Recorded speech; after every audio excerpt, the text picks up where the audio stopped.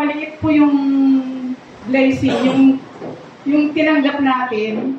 Kailangan po natin ibalik talaga kasi kay Lord po yun eh. Yung 10%. Diba? May 1,000 tayo. So, yung 100 pesos, para kay Lord talaga po yun. Although, hindi naman po kailangan talaga ni Lord yun. Pero kailangan po yun kasi sa church. Hindi po kasi gagalaw ang church kung wala pong financial. Yun po yung katotohanan dyan. Kaya kailangan po natin ibalik po yun. Pero kailangan po by faith. Kasi kung wala po tayong faith na nagbigay lang tayo dahil sumunod lang tayo, hindi po yun tama. Kailangan po may faith at saka, syempre, love kay Lord. Yun lang po. Okay. Nalala ko pala yung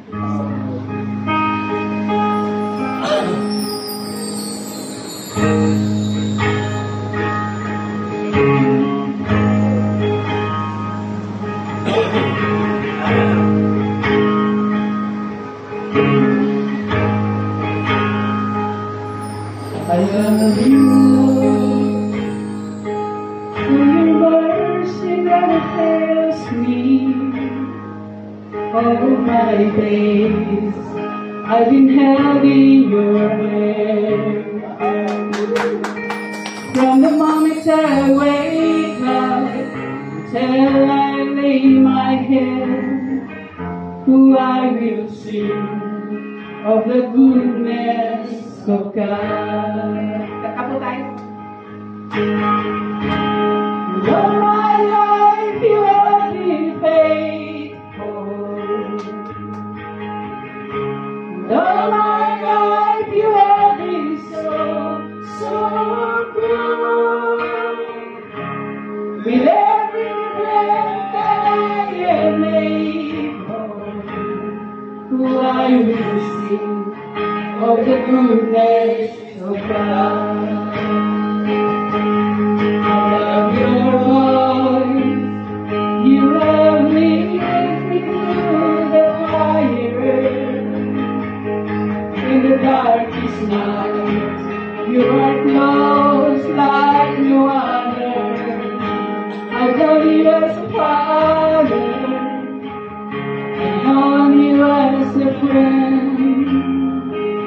I have lived in the goodness of God. All my life you have been faithful. All my life you have been so good. With every breath that I am able, I will sing of the goodness of God.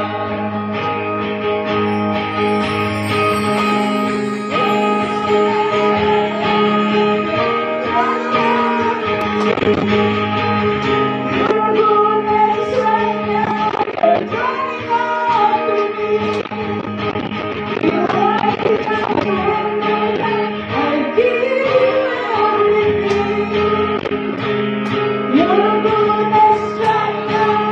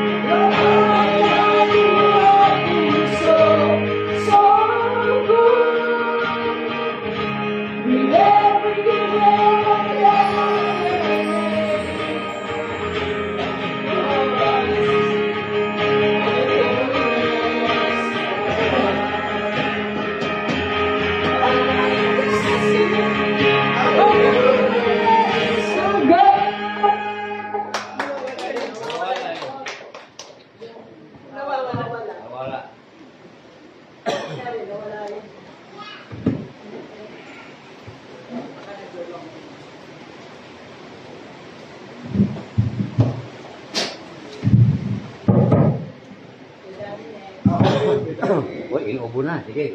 Okay.